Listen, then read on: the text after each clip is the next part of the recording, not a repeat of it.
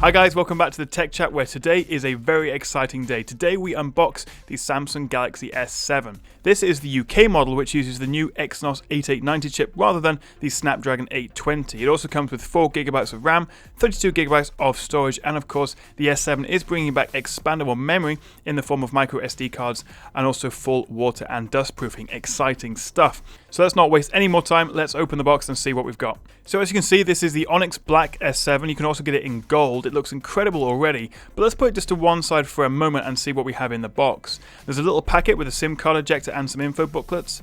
Underneath we have the fast charger, which was introduced with the S6, and it's actually one of my favourite features. The battery on the S6 was pretty rubbish, I think everyone knows that, but it did charge ridiculously fast. There's also a little bundle USB connector for OTG connections, and also transferring your content from your old phone to the new one.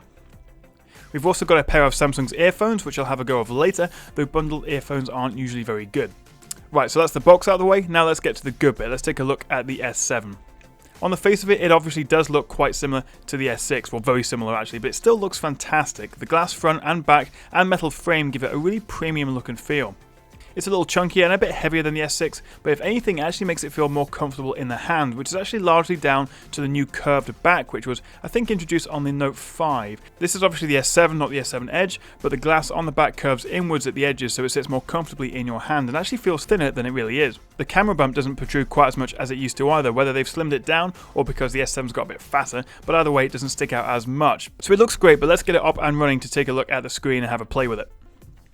Right, we're all set up and ready to go. The Super AMOLED display looks just as beautiful as ever. It doesn't really feel that much difference just swiping between the menus coming from the S6, but it's not really any faster at this point, but it is still definitely smooth and responsive and feels great in the hand. So let's run through some of the specs of the Galaxy S7. As I say, it's got an octa-core Exynos 8890 processor, 4GB of RAM, and 32GB of built-in storage. It keeps the same 5.1-inch Quad HD display. It's a little heavier at 152 grams and a bit thicker at 7.9mm. But it's still very compact and easy to use one-handed. The rear camera is 12 megapixels, which is down from the 16 on the S6, but does have much larger pixels, so it will let in more light. It's also got a wider 1.7 aperture, so the S7's camera should be fantastic for low light photos, but it's also gone down from a 16:9 to a 4:3 aspect ratio. So if you're like me and like to take widescreen photos, so it looks good, on the phone, on your monitors, on your TV, you can actually have to reduce it even further to 9 megapixels, which I'm not so sure about, but obviously I will be testing that in the full review.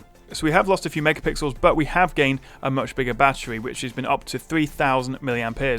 So combined with Android 6, the S7 should have a much better battery life. So the Galaxy S7 isn't a huge departure from the S6, but so far I'm really impressed with it. It feels nicer in the hand, it feels very responsive, and I can't wait to put it through its paces in my full review. So do subscribe and stay tuned for that, coming in a few days, as well as camera tests, battery rundowns, speed tests, and of course the Gear VR headset. I'm excited to have a go of that. So lots of Galaxy goodness to come, so it's definitely worth subscribing. I hope you guys enjoyed this unboxing. Do let me know what you think of it in the comments, and I'll see you again right here on the Tech Chat.